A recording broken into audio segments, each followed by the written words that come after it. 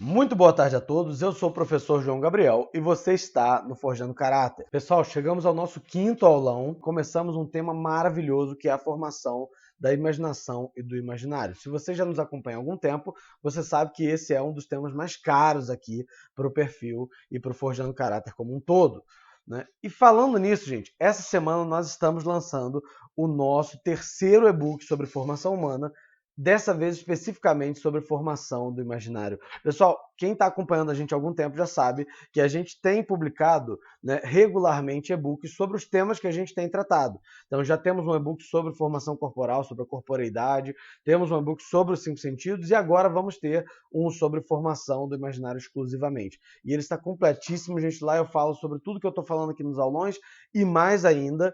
E ainda tem mais. Para quem adquirir a pré-venda desse e-book, ou seja, só até sexta-feira, gente, vai conseguir também um curso maravilhoso sobre a criação de mundos de fantasia. E é só até sexta, gente. Para conseguir como bônus o curso, é um curso completo, tem 9 aulas completas sobre criação de mundos de fantasia. Né? É perfeito para adolescentes e jovens com muita criatividade e inteligência, mas eu falo mais sobre isso lá no final do vídeo. Por enquanto, boa aula para vocês. Em nome do Pai, do Filho e do Espírito Santo. Amém. Vinde, Espírito Santo, enchei os corações dos vossos fiéis e acendei neles o fogo do vosso amor. Enviai, Senhor, o vosso Espírito e tudo será criado e renovareis a face da terra.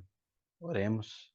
Ó Deus, que instruís os corações dos vossos fiéis com a luz do Espírito Santo, fazei com que apreciemos retamente todas as coisas segundo o mesmo Espírito e gozemos sempre da sua consolação. Por Cristo, Senhor nosso. Amém. A vossa proteção recorremos, ó Santa Mãe de Deus. Não desprezeis as nossas súplicas em nossas necessidades, mas livrai-nos sempre de todos os perigos, ó Virgem gloriosa e bendita. Amém. Santo anjo do Senhor, meu zeloso guardador, se eu te me confio a piedade divina, sempre me rege, me guarde, me governe e me ilumine. Amém. São Tomás de Aquino, rogai por nós. Santa Teresa d'Ávila, rogai por nós. Em nome do Pai, do Filho e do Espírito Santo. Amém. Beleza, gente. Nós chegamos, então, nessa parte mais interessante. A parte da educação corporal, a parte da educação dos sentidos, ela é muito interessante, ela é muito legal, mas eu, particularmente, acho que essa parte que começa a entrar na formação moral, né, e na formação do imaginário, ela é mais interessante. Ela realmente chama um pouco mais a nossa atenção, porque, de fato, ela é um pouco mais rica, gente. Aqui a gente começa a entrar nas coisas propriamente humanas, entende? A gente começa a dar uma olhada. Eita, eu tô falando aqui. Gente, mais alguém não está ouvindo?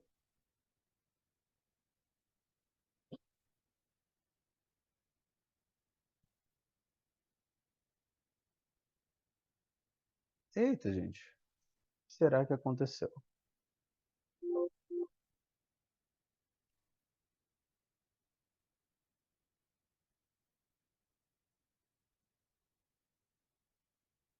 Ach...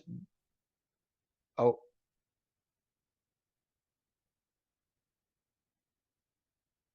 Ah, tá bom. Algumas pessoas estão sem áudio e outras estão com áudio. Sim? Ah, beleza. Mas o resto do pessoal me escuta bem? Sheila sim, Darila sim, Leide sim.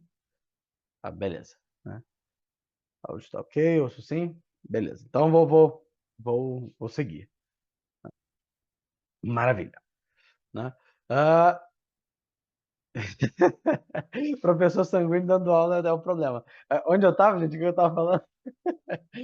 Uma coisinha que distrai e a gente perde o final. Ah, lembrei. Beleza. Né? Então, agora a gente começa a entrar naquilo que de fato é propriamente humana, como está dizendo a lei, né? Humana, né? Nas coisas que são propriamente humanas. Né? E por isso a coisa começa a ficar um pouco mais interessante. Né? Aqui a gente vai chegar, né, nas coisas que a gente vai tratar, começar a trabalhar e que vão tocar mais particularmente, mais diretamente, né, a nossa dimensão espiritual. Né? Particularmente aqui, nesse caso, a nossa dimensão moral e a nossa dimensão intelectiva. Mas para entender como tudo isso funciona, né, eu queria primeiro explicar para vocês, né, o mecanismo, como é que funciona essa aquisição de imagens, né? E por que que ela faz tanta diferença dentro da nossa formação pessoal? Por que que ela faz tanta diferença na educação, tanto nossa quanto das crianças? Então, eu vou começar aqui explicando justamente isso, né? A própria palavra imaginação, gente, vem de fato da palavra imagens. Então, a primeira pergunta que a gente tem que responder, né, é o que é uma imagem? Né? Isso é uma pergunta interessante, por quê? Porque a maioria das pessoas, quando pensa em imagem, pensa em um tipo de sensível particular. Num termo mais fácil, gente. Né? Quando pensa em imagem, a pessoa acha que é a figura só, que é a foto, que é a imagem no sentido visual apenas. Imagem não é só isso, gente. Né? Imagem é muito mais do que isso. No sentido filosófico, no sentido que dá origem à palavra imaginário ou imaginação, né? Imagem é muito mais complexo do que isso. E eu vou tentar explicar aqui da maneira mais fácil que eu conseguir. Se tiver algum aluno meu aqui, alguma pessoa que já tem aula, já teve formação comigo antes, vai dar umas boas risadas, porque eu vou usar o mesmo exemplo que eu sempre uso, né? Mas dessa vez de uma maneira um pouco mais gráfica. Né? Então vamos lá. Eu queria dar, por exemplo, para explicar bem o que é uma imagem, né? E aqueles que me conhecem já sabem o que vem por aí, né? Eu queria usar a imagem da vovó, beleza? Que é a imagem que eu sempre uso. Eu sempre uso a imagem da vovó. Essa não é propriamente a minha avó, gente, mas poderia ser, né? É... E me parece que é uma imagem bastante plástica, bastante evidente, né, para explicar o que eu quero dizer com imagem. Beleza, gente. Né? Pensa, né, numa criança, num bebê, numa criança bem pequena que vai ver, né, a sua avó pela primeira vez. Ela vai identificar ali ela vai identificar ali a imagem da avó pela primeira vez. Então, o que acontece? Né? Essa vovó, ela vai entrar dentro, né, da alma dessa criança através dos 5 sentidos. Quem estava no último aulão já viu isso com a gente, né? Então, ela vai começar, de fato, através do tato, né, paladar, olfato, audição e visão. Beleza? Ela vai ter todo o contato com essa vovó de várias formas diferentes, através dos seus 5 sentidos. E o que vai acontecer, gente? Vai ter um sentido interno, né, chamado sentido comum, que vai juntar todas essas coisas, todos esses sensíveis, né, em uma única imagem, em uma única coisa. O que acontece? Eu vou sentir ali a sensação do abraço da minha avó. Beleza, né? Eu vou sentir lá a pele dela, vou sentir lá o colo dela, como é que é macio, né? E tá, a criancinha lá vai tocar, né, no rosto da vovó pela primeira vez, né? E o sentido comum dela vai falar, beleza, essa sensação macia tem a ver com esse objeto aqui, essa coisa chamada vovó, beleza? Depois, ela vai sentir o sabor da comida da vovó, uma vez, 2 vezes, 3, várias vezes, vai sentir o sabor da comida da vovó e o sentido comum vai dizer, beleza, esse sabor desse tipo de comida tem a ver com essa coisa que a gente chama vovó. Beleza? Assim como a sensação do abraço tinha a ver com a vovó, a sensação da comida tem a ver com a vovó também. O cheiro do perfume, o cheiro da casa da avó, né, vai grudar também ali naquele objeto, naquela coisa que a gente chama avó. Né? Ou vai sentir aquele negócio e o sentido comum vai dizer, beleza, esse cheiro tem a ver com esse objeto aqui, chamado vovó. Todas essas coisas estão grudando, né, nesse mesmo objeto chamado vovó. E é engraçado, gente, cheiro da casa da avó é uma coisa muito comum, né? Casa da avó, de fato, tem cheiro. Né? Casa da avó, de fato, tem aquele cheiro, né, gostoso, reconfortante, né, que nos leva a sensações muito gostosas, muito prazerosas da nossa infância e tal. Esse é o cheiro da casa da avó.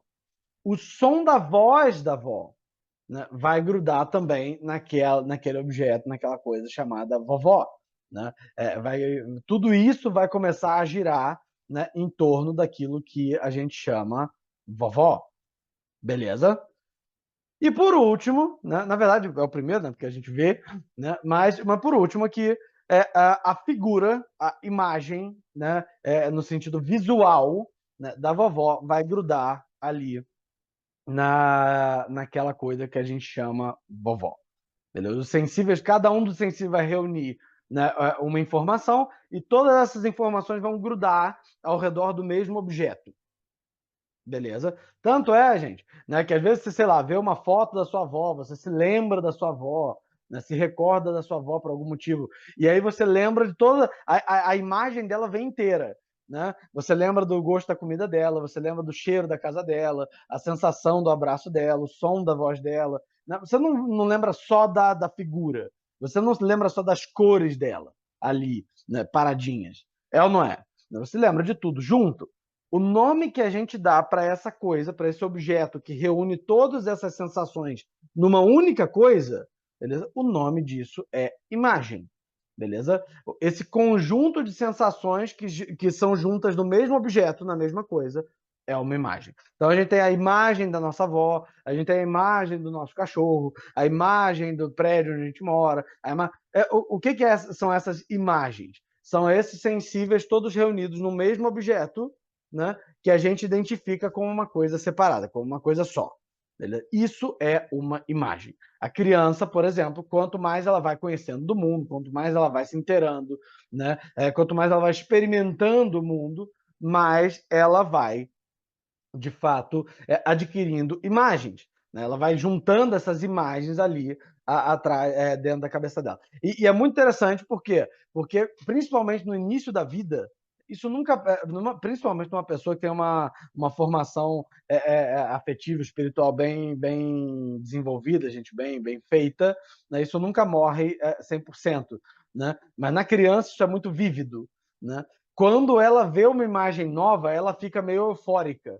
Ela fala, o que é isso? Uma criança, por exemplo, que vê uma borboleta pela primeira vez, né? Ou vê uma planta nova, ou vê um lugar diferente, ou conhece uma pessoa diferente. Né? Aquela imagem nova desperta novos sentimentos. Aquela imagem nova é empolgante. Por quê? Porque é justamente através dessa imagem que ela vai gradualmente descobrindo o mundo.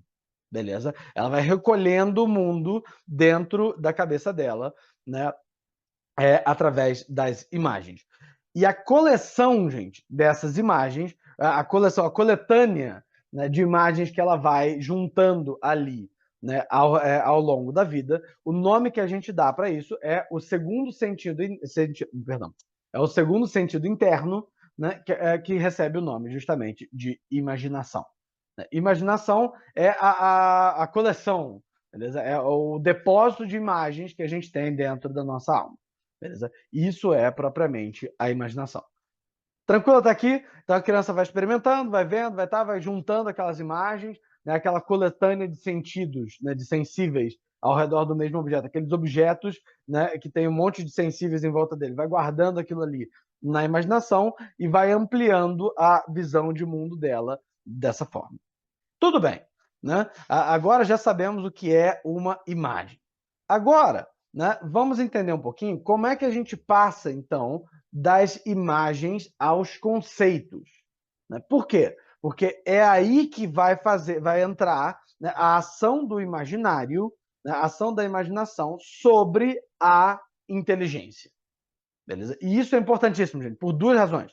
Primeiro, para a aquisição de linguagem e de desenvolvimento intelectivo por si só, beleza? Só para a gente ficar mais esperto mesmo, né? Para a gente ter, de fato, mais capacidade de linguagem, de comunicação, de compreensão do mundo. Né? Tudo isso vai depender, de fato, das imagens, de uma maneira que eu vou mostrar agora, né, de forma prática. Mas, além disso, né, existe ainda um segundo motivo importante. Né? O segundo motivo é que isso influencia diretamente a nossa formação moral também, por duas razões. Primeiro, porque, de fato, essas imagens que a gente vai guardando no nosso imaginário vão ser, de fato, aquelas que vão despertar depois os nossos afetos. Né? Vão gerar ali, a nossa, o nosso. Eu vou falar desses sentidos comuns mais tarde, tá, gente? Né? Em outras aulões. Mas só para a gente ter uma ideia básica, né? A nossa cogitativa vai olhar para aquelas imagens, vai contrastar com o nosso instinto, né, e também com as nossas ideias, né, e vai ver se elas são, se é para a gente querer se aproximar delas ou querer se afastar delas. Se tem um afeto positivo ou negativo ali com relação a elas. Então ela vai despertar de fato, afetos, né? Ela vai ser a fonte dos afetos vai começar, de fato, nas imagens. E, além disso, gente, esses mesmos conceitos que vão alimentar a imaginação, perdão, alimentar a inteligência, são também os conceitos que vão permitir a aquisição real de virtude.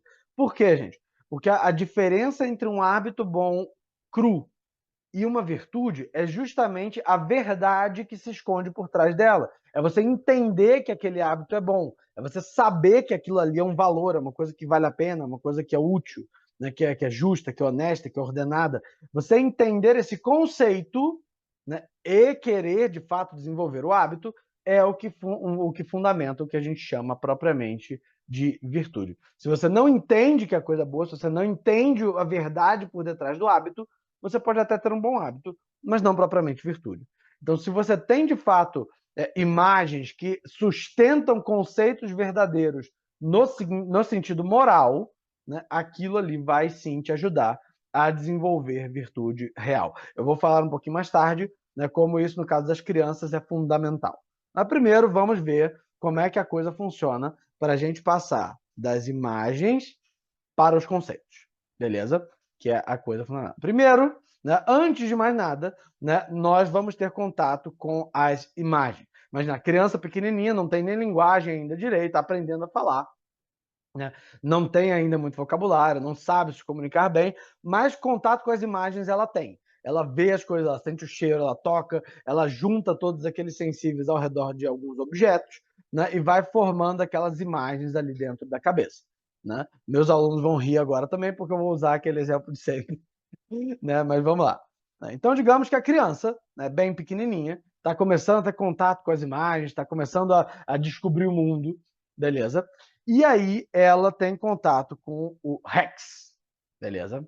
Ela tem contato com o Rex e ela vê, né, aquelas orelhinhas abanando, aquela linguinha ofegante, ela ouve o latido, ela sente o nariz gelado, ela sente o pelo, né, a maciez do pelo, sente aquele cheiro de cachorro molhado que todo mundo conhece, né, e tal. Ela tem contato com todos esses sensíveis, né, e o sentido comum junta todos esses sensíveis na imagem do Rex.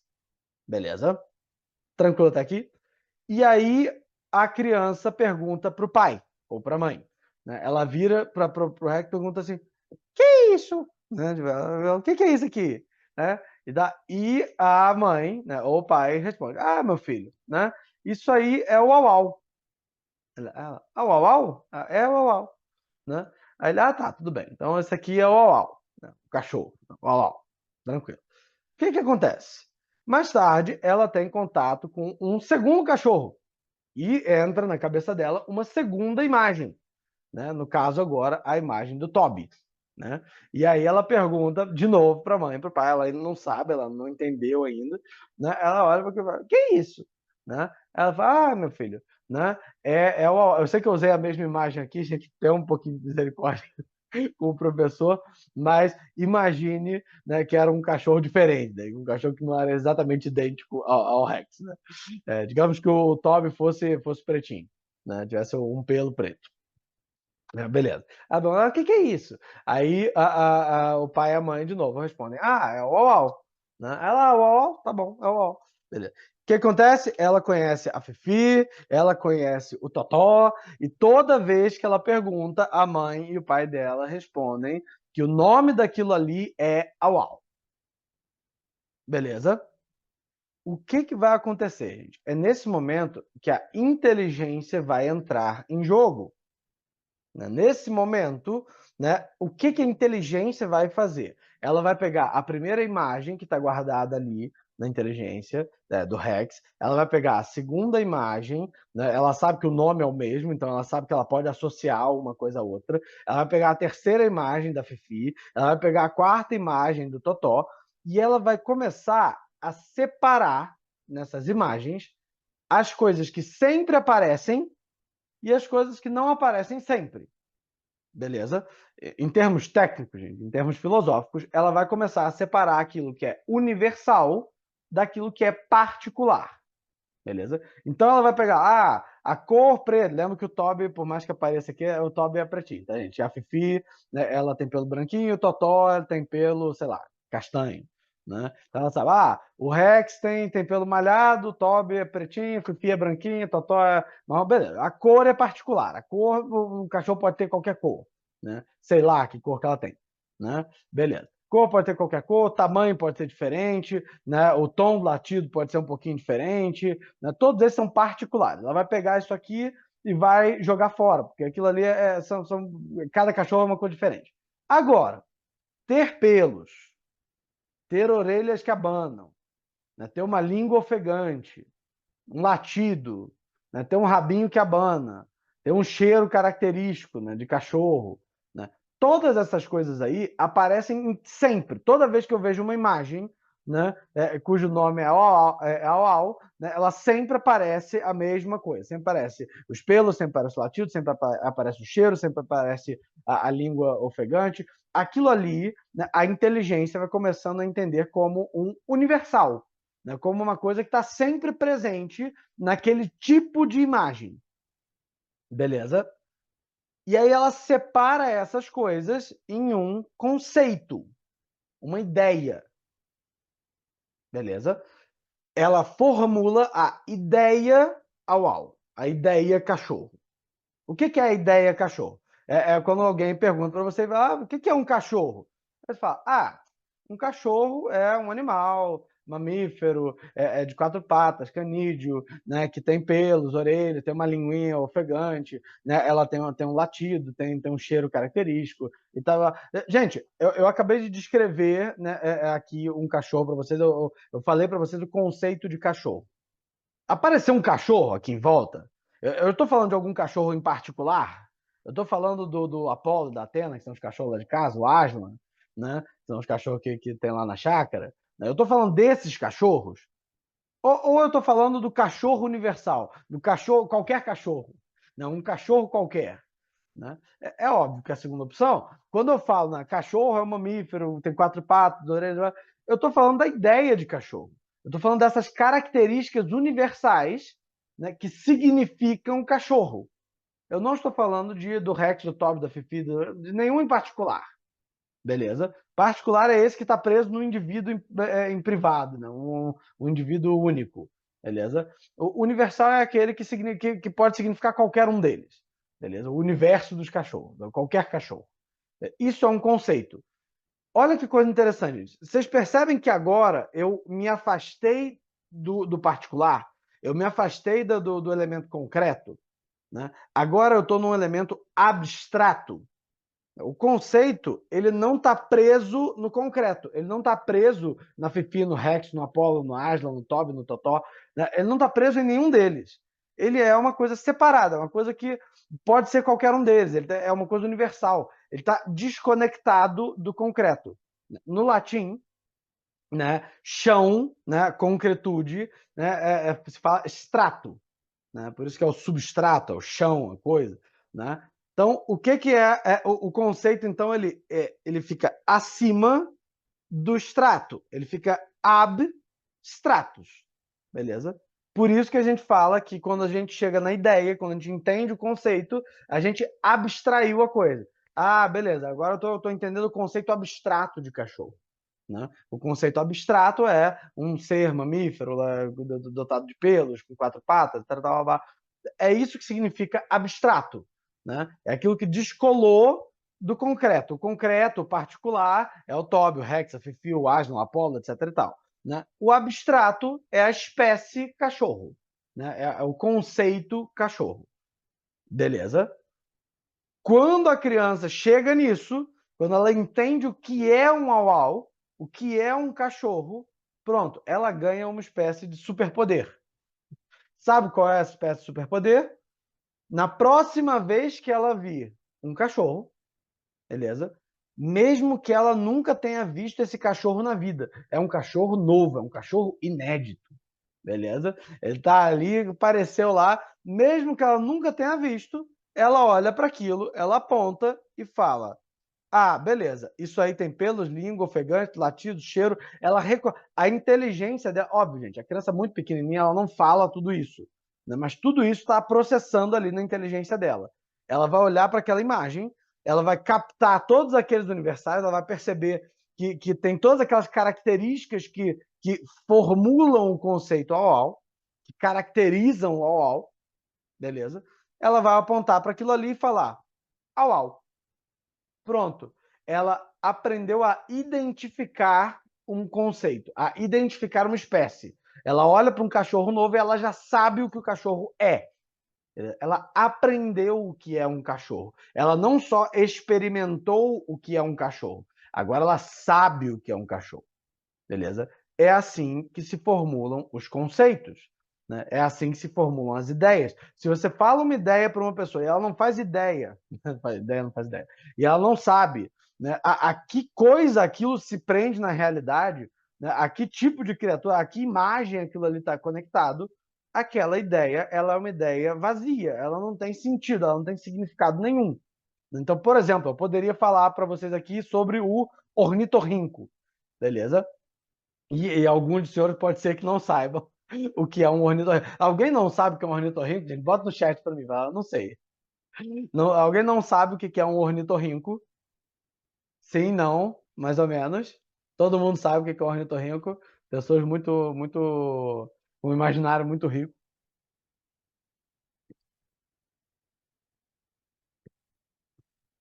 Deixa eu ver, deixa eu ver. Ah, não, achei que era uma confissão pública que não sabia o que era um ornitorrinco. Beleza. Né? Alguns senhores poderiam não saber o que é um ornitorrinco. Mas eu poderia chegar e falar: ah, né, um ornitorrinco é um animal. Quando eu falo animal, você já tem uma coisa para onde conectar. Você já viu animais antes. Você tem imagens na sua cabeça de animais. Né? Você vê a imagem da Arca de Noé na cabeça, um monte de animalzinho lá e tal. É um animal, ah, beleza. Né? Ah, é um animal mamífero. Né? Aí vem na tua cabeça também. Ah, ele parece um castor, ele tem um. É tipo um roedor. Não, não é um roedor, o ornitorrinco, né? Mas ele é tipo um mamífero que nada, que fica na água. Né? E aí você imagina já o ah, tem rabo de castor. Se souber o que é um castor, você já sabe o que é. Ah, tem um bico de pato. Aí já começa a ficar estranho. Né? Mas eu falo, não, é isso mesmo, é um tipo um castor, só que tem bico de pato, né? E aí eu falo, ah, e ele também bota ovos. Isso é verdade, gente. O ornitorrinco é esse bicho aí. É um mamífero, tem um rabo de castor, tem tipo um bico de pato, umas patas palmadas assim, e ele bota ovos de pato. Ele é de fato, né, um dos únicos animais do mundo, né, que fazem isso. É um dos únicos mamíferos, né, que de fato conseguem botar ovos. Né? Pronto. Animal, castor, animal, mamífero aquático, pato, ovos, tudo isso são imagens que você já tem na cabeça. Você já tem no seu imaginário essas coisas. O que a sua imaginação vai fazer? Ela vai pegar essas partezinhas dessas imagens e vai montar na sua cabeça a imagem de um ornitorrinco. Ela vai montar a imagem de um castor com bico de pato que bota ovo. Entendeu? Ao ponto de que, se por acaso você vir algum dia, mesmo num desenho animado, né, a imagem de um ornitorrinco, você vai olhar e falar: ah, olha só, né, deve ser isso que o professor João falou lá na aula, isso aí deve ser um ornitorrinco. Entende? Por quê? Porque você vai associar isso que você está vendo àquela imagem que você conjecturou na sua cabeça. Beleza? Aquele conceito, aquela imagem. Quando aquilo cola na realidade, pronto, ali você tem, né, um conceito completo. É um conceito concreto, uma coisa que de fato faz sentido. Beleza. É uma ideia que tem um significado por detrás.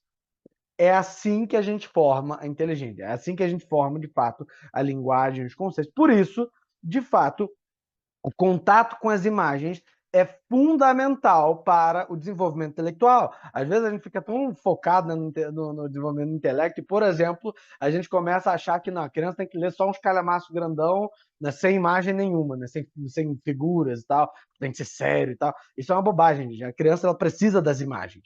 Ela precisa, de fato, de uma coisa um pouco mais sensível para ela conseguir formalizar na cabeça dela o conceito que está por detrás dela. Começa nas imagens. Né? Isso significa que, de fato, né, ela precisa adquirir certas imagens para depois começar a construir outras imagens com elas. Beleza? Tá aqui tranquilo, gente. Fácil. Dá para entender como é que se formam ali os conceitos a partir das imagens. Maravilha. Perfeito. Agora, gente, Deixa eu ver aqui. Beleza, maravilha. Agora, eu queria falar um pouquinho com vocês, sabendo disso, como é que a gente pode, de fato, crescer esse depósito de imagens, né, de forma a melhorar, desenvolver, né, fazer, de fato, cada vez mais eficiente, cada vez mais produtiva, mais rica, né, essa, mais rico esse depósito, né, demais para que, né, a inteligência, para que a, o nosso raciocínio, a nossa formação intelectual e moral, né, possa se utilizar delas depois. Né? A primeira forma, gente, de fato, é a básica, né? É a experiência. Tranquilo? Então, de fato, é o contato sensível com a realidade. Né? Então, de fato, você de fato ver, tocar, conhecer, experimentar, né, sentir, né, o mundo é a forma básica, né, de aquisição de imagem. Por isso, gente, de fato, é bastante importante, principalmente para a formação das crianças, da nossa também, tá, gente? Porque às vezes a gente fala das crianças, e a gente acaba esquecendo que nós também, muitas vezes, tivemos, né, uma formação deficitária. Né? Então, a gente, às vezes, precisa, de fato, né, correr atrás do prejuízo. Né? Experimentar, de fato, realidades belas e verdadeiras do mundo é muito importante para a formação intelectual. Por isso que, às vezes, a pessoa fala, não, né, o pessoal acha que, por exemplo, que visitas a áreas naturais, ou então a museus, ou a concertos, ou a afetação de gente snob. Né? Isso é uma bobagem, gente. Pelo contrário, né? É justamente você fornecer para a criança o máximo de experiências enriquecedoras possíveis. Né? Então, visitas ao zoológico, visitas a parques, visitas a igrejas bonitas, né? A museus, né? Passeios, exposição a música boa, né? Concertos, peças teatrais boas, né? Que você saiba que são boas. Né? Então, tudo isso, de fato, é um acréscimo para a inteligência. Isso é um acréscimo para o imaginário. A criança vai conhecendo as coisas e vai vendo elas, né, na sua forma mais real. As áreas naturais, em particular, são muito importantes. Por quê? Porque é muito importante que a criança tenha contato com o mundo como de fato ele é. O que acontece? O mundo humano, por mais que ele seja muito importante também, né, para que a criança comece a ter um conhecimento sobre a sociedade, sobre a realidade humana, né, sobre o ser humano, etc. e tal, ele é muitas vezes artificial. Né? Ele é artificial por sua própria natureza. Né? Ele é uma coisa meio conjecturada. Beleza? Então, por isso, né, as áreas naturais, como essas imagens primárias, depois é muito importante ter contato com o mundo humano. Ali que a coisa vai crescer. Beleza? Mas o contato com a vida natural ela é muito importante no comecinho. Beleza? Por isso que, além de tudo isso, né, eu recomendo fortemente, né, e acho que é uma das ferramentas pedagógicas mais importantes, né, o uso de atlas visuais. Então, aqueles atlas dos animais, atlas das áreas naturais, atlas visuais dos países, né, das coisas, isso é muito legal. Né, que você tem imagens, fotos mesmo, né, fotos ou pinturas bem feitas, realistas, né, para mostrar para as crianças, é legal. Ah, professor, não pode ter aqueles desenhos meio bobinhos, meio infantilizados e tal. Olha, gente, eu não vou dar aqui como uma proibição. Eu só estou falando que assim, é melhor que sejam coisas mais próximas da realidade concreta. Por quê? Porque aqui a gente está simulando uma experiência concreta real. Beleza? Quando a gente coloca um desenho que é muito afastado da realidade concreta, ele começa a perder um pouco a função dele. Né? Nessa questão da formação das imagens mais básicas. Desenhos, imagens e desenhos animados que sejam explicitamente feios ou que falem mentiras, esses aí são proibidos. Beleza? Esse aí que são assim, uma coisa bizarra, meio deformada, meio demoníaca, uma coisa horrorosa. Né? Os desenhos animados onde o bem é mal, o mal é bem, uma coisa horrorosa, inversão de papéis. Esses aí fazem mal à imaginação porque eles deixam entrar imagens que não correspondem de forma alguma com a realidade. Isso aí, se você puder evitar, eu aconselho fortemente. Beleza? A maioria dos desenhos animados de gente, Nickelodeon, Cartoon Network, Esse negócio aí são um problemaço, entende? Realmente, assim, pouco se salva daquilo ali. Umas coisas feias, assim, uma coisa horrorosa, né? Umas mensagens piores ainda. Então, assim, a coisa de fato é feia, né? E a Disney tá indo atrás, né? A Disney começou a rolar a ladeira abaixo, né, já faz alguns anos e ela parece que não está com muito interesse em parar, né? Ela continua indo ladeira abaixo na direção, né, do brejo, né? Então, assim, atualmente está difícil. Mas, né, prendendo-se ali aquilo que é verdadeiro e minimamente belo, né, tudo bem, não tem tanto problema. Documentários são muito bons, né, tudo isso de fato conta ali, né, com essa experiência primária, né, que vai dar essas imagens iniciais, né, com a qual a imaginação vai trabalhar. Agora, né, depois que a imaginação já tem um arcabouço assim natural, um arcabouço concreto, um pouco mais desenvolvido, acontece uma coisa muito interessante, né? O ser humano ele tem uma capacidade, né, muito interessante que faz com que a coisa dispare, né? Que essa aquisição de imagens ela de fato assim chegue a níveis estratosféricos. E é o seguinte, gente, né? Se a gente dependesse exclusivamente da experiência para adquirir as imagens que vão formular os conceitos, a gente teria um problema. Qual o problema é esse? Que a experiência ela está sempre presa, fixa num lugar e num tempo, né? Ou seja, a gente só conseguiria de fato conhecer o lugar onde a gente está e no momento onde a gente está. A gente não conseguiria fugir muito disso. O nosso conhecimento de fato seria profundamente limitado, beleza? Profundamente limitado. A gente só conheceria aquele pedacinho de mundo, né, que a nossa vista consegue alcançar. Mas acontece que é possível, através da linguagem, fazer o que a gente chama de fato de um empréstimo de imagens. E esse empréstimo ele é mais eficiente do que a experiência. Ele precisa da experiência. A experiência precisa ter vindo antes. Eu preciso, de fato, ter algum tipo, né, de imagem concreta para que a minha experiência, para que a minha inteligência, a minha imaginação consigam trabalhar com elas para desenvolver, né, para pegar emprestado imagens de outras pessoas, né?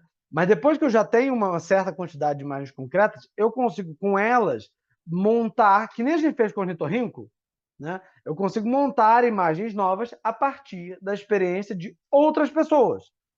E é aí que entra a literatura. O que vai acontecer na literatura, gente? Na boa literatura? A gente vai ter, né, uma pessoa, né? Aqui eu escolhi o meu literato favorito, né? O Tolkien, né? A gente vai ter uma pessoa, né? Um homem, né? Uma mulher, né? Uma pessoa que tenha tido, já tenha uma vivência de mundo muito grande. Beleza? É uma pessoa que é experimentada, é uma pessoa que viveu muito, é uma pessoa que conheceu muito, entendeu muito, meditou muito sobre a vida, é uma pessoa que tem um mundo interior muito rico, viu e experimentou muita coisa, beleza? Entendeu muita coisa, aprendeu com outras pessoas, né? Percebeu, imaginou, montou aquelas imagens na cabeça durante muito tempo, né?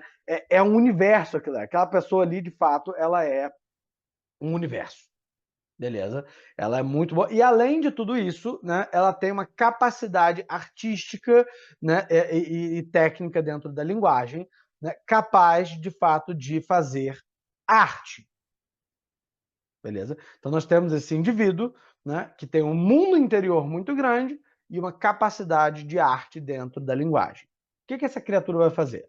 Essa criatura, né, vai montar para nós, né, através das palavras, através da linguagem, né, vai montar para nós a descrição, né, de uma maneira atraente, de uma maneira agradável, de uma maneira dinâmica, de uma maneira realista, real, né? Bastante vívida, né? Ele vai montar para nós, né, uma espécie de vitrine das imagens que ele tem dentro da cabeça dele.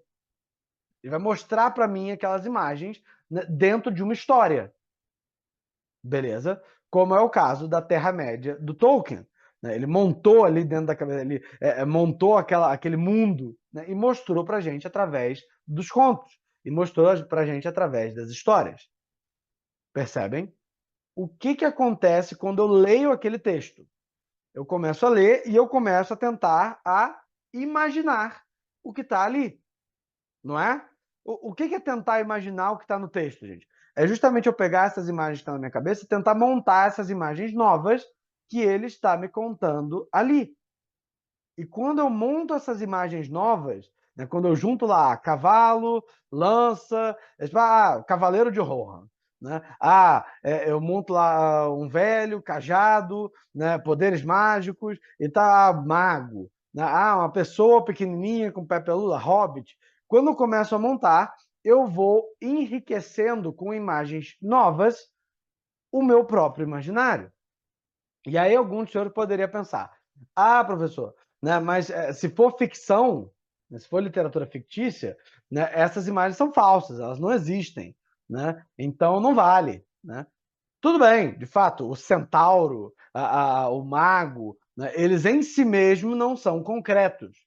Agora, a sabedoria do mago a força do cavaleiro a maldade da serpente, do dragão todas essas coisas são imagens reais. Gente, uma coisa muito interessante, por exemplo, na obra O Senhor dos Anéis, beleza? Você sente muito propriamente na obra O Senhor dos Anéis a realidade da guerra e a realidade do amor e do companheirismo que surge entre pessoas que estão lutando o mesmo combate. Isso dá para sentir. A amizade no Senhor dos Anéis não é uma amizade de amiguinho, de não sei o quê, de amorzinho. Não, é uma amizade de pessoas que estão ali para morrer pela mesma causa. Né? É uma amizade muito particular. E você sabe por que ela é uma imagem tão perfeita dentro do Senhor dos Anéis? Simples. Porque John Tolkien lutou na Primeira Guerra. Ele sabe o que é, ele sabe, ele viveu, ele viu, ele sentiu, ele adquiriu essa imagem em primeira mão. Né? Ele viu como era, de fato, você estar do lado de um companheiro, saber que vocês dois podem morrer ali, os dois atirando na mesma direção e lutando pela mesma causa, defendendo o mesmo país, as mesmas pessoas. Né? Ele sabia como era aquele vínculo que se formava entre essas duas pessoas. O que ele fez? Ele transformou a imagem desse vínculo na imagem de um Frodo e de um Sam, né? Que estão ali para morrer juntos para tentar salvar a Terra-média. E por isso tem uma amizade muito profunda, uma amizade de fato de irmãos de armas. Né? Isso é belíssimo. Eu agora tenho essa imagem na minha cabeça porque o Tolkien me emprestou essa imagem. Ele me emprestou a imagem de você estar lá com alguém que você sabe que vai morrer com ele, ao lado dele, né? Para lutar pela mesma causa. Foi uma imagem que ele colocou dentro da Terra-média, dentro da obra de literatura dele. É isso que a literatura faz, gente. Ela pega as imagens de todas essas pessoas e empresta para nós, para que nós consigamos crescer esse imaginário para uma dimensão que seria impossível com a nossa própria experiência. Quando a gente abre um livro, quando a gente abre uma porta para uma biblioteca, a gente está abrindo a porta para o imaginário e para o arcabouço de conceitos e para a sabedoria de toda a humanidade. A riqueza imaginativa e sábia da humanidade inteira, né? Sendo emprestada, sendo doada para nós ali no papel, sendo doada para nós ali através daquelas mensagens, daquelas histórias, daquelas imagens. É por isso que ler literatura desenvolve a imaginação. É por isso que ler literatura desenvolve o imaginário. Porque através da literatura a gente pega emprestado as imagens dessas pessoas que viram mais do que nós, que viram outros lugares, que viram outras situações, que viram outras experiências humanas, né, que viram outros eventos. Né? Essas pessoas, de fato, né, nos emprestam essas imagens, né, através da literatura. E aí a gente consegue, de fato, né, ter na nossa própria imaginação, ter no nosso próprio imaginário, né, aquelas imagens que eles tiveram. Né? A gente consegue colocar para dentro aquelas cenas, aqueles personagens, aquelas imagens, aqueles lugares, aqueles conceitos, como se eles fossem nossos. Né? E a gente consegue formular conceitos a partir deles também. Pessoal, quantas vezes, né, eu em sala de aula falando, por exemplo, de virtude, falando, por exemplo, né, de situações morais, né, e aí eu parava, eu virava para os alunos e falava, gente, vocês lembram daquela cena do Senhor dos Anéis, né, quando o Bilbo poupa o Gollum, né, podendo matá-lo, ele poupa ele? Eu também, lembro, professor. Não. Então, né, vocês percebem como aquilo ali é a encarnação da misericórdia e tal, não sei o que, e usava aquela imagem para falar de um conceito. E, meus amigos, é muito mais forte uma imagem do que um conceito. O conceito ele é mais abstrato, o conceito ele é mais perfeito, mas afetivamente falando, humanamente falando, a imagem é mais potente. Gente, eu postei um negócio no Instagram hoje sobre isso, né? Mas é aquilo ali. É muito mais fácil amar uma pessoa do que amar um conceito. É muito mais fácil detestar uma ação má, beleza? Do que detestar uma maldade abstrata, né? Então, quando você vê ali a coragem do Pedro enfrentando o lobo, né? Você vê ali o sacrifício do Frodo, né? Você vê ali a virilidade do professor Lindenbrock, da Viagem ao Centro da Terra, né? Quando você vê aquilo ali, é fácil amar aquilo ali, porque é uma pessoa fazendo aquilo. Você vê a imagem, você imagina a cena, você consegue se colocar no lugar como se você estivesse experimentando aquilo ali ao vivo e a cores. É muito mais fácil entronizar a coragem, a virtude moral, a firmeza, a virilidade dessa forma do que simplesmente falando sobre elas. Ao mesmo tempo, é muito mais fácil você detestar a maldade do Gollum, a avareza do Gollum, a covardia, né, do Eustáquio, né, a covardia me fugiu o nome do menino lá da Viagem ao Centro da Terra, Axel, né? A covardia do Axel no início da Viagem ao Centro da Terra também, né? É muito mais fácil você detestar as ações mais em personagens concretos, né, do que a maldade no geral, a covardia abstrata, né? Por mais que para entender seja melhor o conceito, para sentir, viver, né, grudar aquilo ali na realidade, entronizar aquilo ali na alma humana, a imagem é fundamental. E sim, as imagens literárias elas funcionam, se não melhor, tão bem quanto as imagens experienciais. E elas são muito mais amplas, elas são muito mais vastas. Gente, em uma semana você lê um livro e conhece muito mais do que você conheceria, né, de fato, fazendo uma viagem semelhante. Eu gosto muito de usar a imagem da viagem ao centro da Terra, perdão, da volta ao mundo em 80 dias, né? Que passa por vários lugares, por vários pontos turísticos, por várias culturas e tal, né? Literalmente dá a volta ao mundo, né? Num livrinho desse tamanho.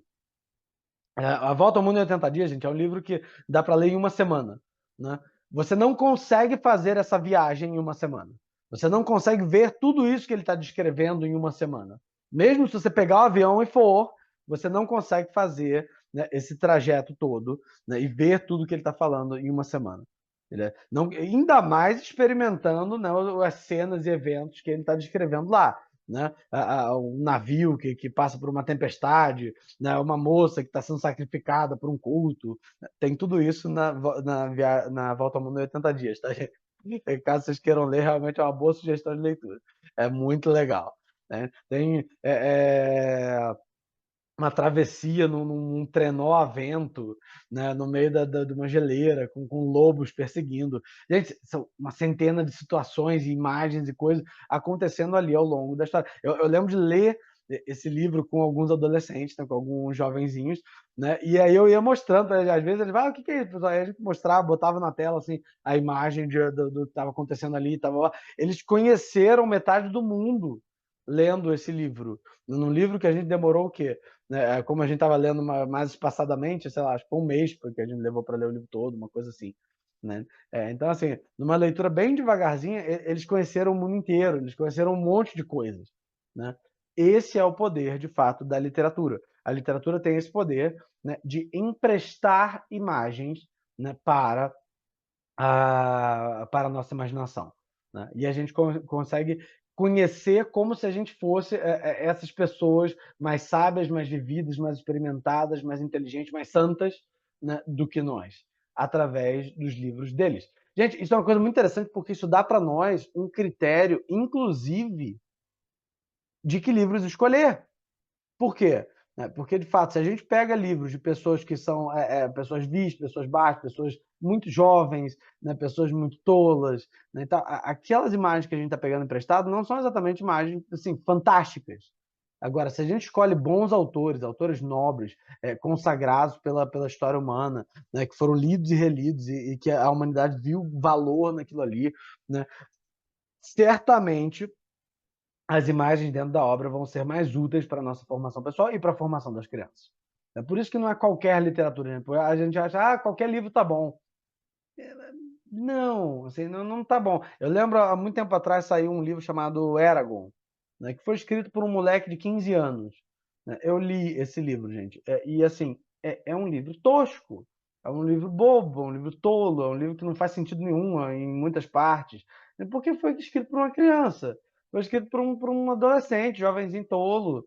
Né? O livro 2 eu não consegui terminar o livro 2 direito, porque era tão chato. Né? Assim, uma bobagem, um monte de questões assim que white, umas questões bobocas, né? Não dava, né? Se a gente quer alimentar o imaginário com esse tipo de coisa, realmente a coisa não vai ser muito proveitosa. Agora, né, um Júlio Verne, né, um Tolkien, um Lewis, um Chesterton, né, um Homero, um Dante, né, eu tô jogando alto aqui, gente, mas assim, um Conan Doyle, né, com o. Como é que é o nome? O Sherlock Holmes, né? Um Howard Pyle com o Rei Arthur, né? Todos esses são homens, de fato, assim, que valem a pena ser lidos. Eram pessoas, de fato, que tinham, né, uma cultura, um imaginário, uma vivência, uma sabedoria que vale a pena, da qual vale a pena partilhar, né? E por isso a gente dá preferências a esses tipos de livros. Né? Por isso a gente dá, de fato, uma certa selecionada. A boa obra de literatura que vai, de fato, contribuir para com o imaginário, né, é uma obra que foi escrita por um homem com um homem, uma mulher, né, com um mundo interior rico, né, com boa arte, boa linguagem, e por isso capaz de desenvolver a linguagem também daquele que lê, né, e que tragam, de fato, verdade. Né? Verdade sobre Deus, verdade sobre o homem, verdade sobre o mundo, verdade sobre a moral. Né? Verdade aqui no sentido mais sublime possível, tá, gente? Não necessariamente verdade concreta no sentido de só mostre coisas que existem materialmente aqui na nossa frente. Não, mas que mostrem o bem vencendo, o mal sendo derrotado, a virtude recompensando com uma vida boa, o vício recompensando com a maldade, com a tristeza, com a tragédia, coisas desse gênero. Entende? Esse é o critério que a gente vai, né, utilizar para selecionar a boa literatura. Beleza? Deixa eu ver a pergunta. O qual você acha interessante um 14 anos que não gosta de leitura? A primeira coisa que me vem à cabeça, né, VA, eu não sei qual que é o nome, não, vá. Né? A primeira coisa que me vem à cabeça, gente, né, se esse adolescente tem muito acesso a telas. Né? Não sei se é o caso, né? Geralmente tem alguma coisa assim, porque realmente assim, quando o livro tem que competir com o videogame ou com a série, geralmente é mais difícil introduzir, né? É mais difícil começar ali. Né? Mas eu olharia assim para os interesses gerais do jovem. Por exemplo, né? Se ele gosta de aventura e de assim, ficção científica ou coisa do gênero, eu, por exemplo, começaria com o Júlio Verne. Né? Eu gosto particularmente da Viagem ao Centro da Terra, gente. É um que eu gosto muitíssimo e todos os adolescentes que eu li até agora gostaram também. Né? Então talvez fosse um bastante legal. Né? Eu gosto muito do Hobbit. Eu não sei se ele já chegou a ler, né, o Hobbit em algum momento, ou do Senhor dos Anéis. Para quem não gosta de literatura absolutamente, a Virgínia, Dona Virgínia, melhor. Né? Ah, gente, realmente a senhora me pegou. Você não tem nem tela para tirar, né? Bom, se não tem tela, facilita muito a vida, facilita muito a introdução, né? Principalmente porque o maior empecilho já foi retirado de fato. Né? Mas eu olharia mais para essa área de interesse. Se ele gosta de aventura, né, ficção científica, eu daria Júlio Verne. Começaria com A Viagem ao Centro da Terra. Né? Se ele gosta de fantasia, né, gosta de, sei lá, mundos imaginativos e tal, eu tentaria, pelo menos, O Hobbit ou O Senhor dos Anéis. Né, porque esses são muito legais. O Senhor dos Anéis é mais difícil, o Hobbit é mais fácil. Eu acho que para quem começa, né, é um pouquinho melhor. Se ele gosta de crime, de coisa de policial e tal, né, eu tentaria O Estudo em Vermelho, né, do Sherlock Holmes, ou O Cão dos Baskerville. Eu gosto mais do Cão dos Baskerville. O Cão dos Baskerville é muito legal. Né, é muito, muito, muito bacana. Né? Então, acho que talvez fosse jogar assim com aquilo que despertar o maior interesse inicialmente. Né? Eu vou fazer o seguinte, Dona Virginia. Eu vou guardar a pergunta da senhora, né, para o nosso próximo aulão, porque no próximo aulão, né, eu vou falar sobre todas as imagens, sobre as imagens que aparecem ao longo da literatura, né, e qual que é a utilidade de cada uma delas. E vou tentar falar um pouquinho também sobre os gêneros literários. E vou dar algumas sugestões de leitura. Né? Então, eu fico devendo para a senhora no próximo aulão de falar algumas sugestões a mais. Eu deixo essas 3 iniciais, né? Então, para fantasia, Hobbit ou Senhor dos Anéis, preferencialmente Hobbit, se ele não gostar muito de ler, né? Para ficção científica, Júlio Verne, A Viagem ao Centro da Terra, e para policial, né? O Cão dos Baskerville ou O Estudo em Vermelho, que são muito legais. Eu prefiro O Cão dos Baskerville, eu acho mais legal. Né? Ele é mais assim, mais assustador. Beleza? Esses são bastante interessantes já para começar. Mas no próximo aulão eu falo, né, melhor, eu falo mais longamente sobre isso. Eu fico devendo a vocês essa listinha para o próximo aulão. O próximo aulão vai ser bem legal, tá, gente? Então fiquem atentos porque eu vou falar de muita coisa interessante no próximo aulão. Né? Então, pessoal, gostaram da aula? Que maravilha. Pessoal, não deixem de adquirir o nosso e-book sobre formação do imaginário. Tudo isso que você viu na aula vai ser detalhadamente explicado lá no e-book e é um material de leitura fantástico para você que está começando aí os seus estudos dentro da formação humana. Pessoal, a gente tem que parar de ter preguiça, né, de nos dedicarmos ao estudo sério para a boa educação, a formação nossa e dos nossos alunos e filhos. Eu sei que isso não é o seu caso, porque você já está aqui vendo um vídeo de mais de uma hora, né, justamente para se preparar, para se formar dentro desse tema. Mas ainda assim, eu sei que é uma tentação. A gente tende a gastar tempo e recursos, né, com coisas muito frívolas e pouco tempo e pouco recurso com aquilo que de fato importa. Então, eu convido você a fazer essa aquisição e mais. Para aquele que adquirir a pré-venda, vai ter lá, de fato, um curso grátis, um curso inteiramente gratuito. O e-book sozinho, gente, é R$ 37,90. O e-book com o curso é R$ 37,90. É exatamente o mesmo valor, com a diferença que quem adquirir a pré-venda vai ter um curso inteiro sobre criação de mundos de fantasia. Ah, professor, o que é criação de mundos de fantasia? A gente pensa em mundos como, por exemplo, Nárnia ou a Terra-média. Não são mundos novos, criativos, muito doidos, com vários elementos. Pois é, esse é um elemento crucial dentro da fantasia. Né? Essa criação desse mundo novo que vai ser explorado pelo leitor faz parte da composição do gênero fantástico, né, e da grande beleza e da grande empolgação que ele causa. E qualquer um pode embarcar nessa aventura de criar mundos novos. Né? Então eu fiz um curso completo explicando como é que é esse processo, como é que a gente cria do zero, né, um mundo de fantasia, que pode servir para várias coisas. Pode servir para contar histórias, né, histórias para as crianças, histórias para os irmãos. Eu, quando era mais novo, quando comecei a criar o meu próprio mundo de fantasia, gente, que aliás agora, né, já faz parte de algumas obras literárias, eu contava historinhas para os meus irmãos, baseado no mundo que eu tinha criado. Né? Pode ser usado para escrever livros, como foi o caso da Terra-média, como foi o caso de Nárnia. Né? Eu tenho uma certa experiência com isso também.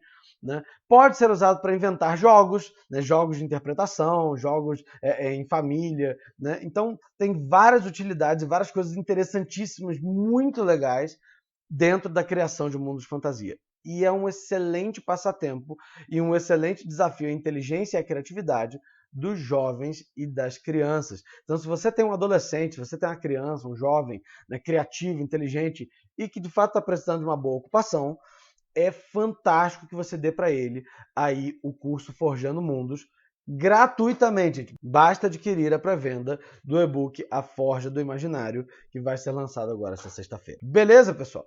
Não esqueçam de se inscrever aqui no canal também, dar o like, de botar aí o sininho. Você nos ajuda demais a chegar a mais pessoas realizando essas pequenas ações. Então é uma coisa muito pequena para você, mas você vai estar ajudando muito o nosso trabalho. Se você gosta do que a gente faz, se você acha que é uma coisa importante, por favor, dá o like, se inscreve, ativa o sininho, porque você vai estar ajudando demais. Não se esqueça de nos seguir também nas nossas outras redes sociais. Todo esse trabalho de formação humana, o local onde eu faço primariamente é de fato o Instagram, então nos segue por lá. Verifique também o nosso site, gente. O nosso site está ficando fantástico, está ficando completíssimo. Cada semana tem coisa nova lá, coisas mais empolgantes e interessantes para você que está procurando material de formação humana, educação católica, educação cristã. Tá tudo lá, gente. Então verifique o nosso site, eu vou deixar aqui na descrição também. E se você gosta desses aulões, e se por acaso esse é o primeiro aulão que você está vendo, né? Você está vendo fora de ordem, tem um númerozinho 4 aqui, gente, ó, aqui embaixo. Então eu vou deixar aqui o primeiro aulão para você dar uma verificada também. Muito obrigado por estar comigo até aqui. Até a próxima e nos vemos em sala.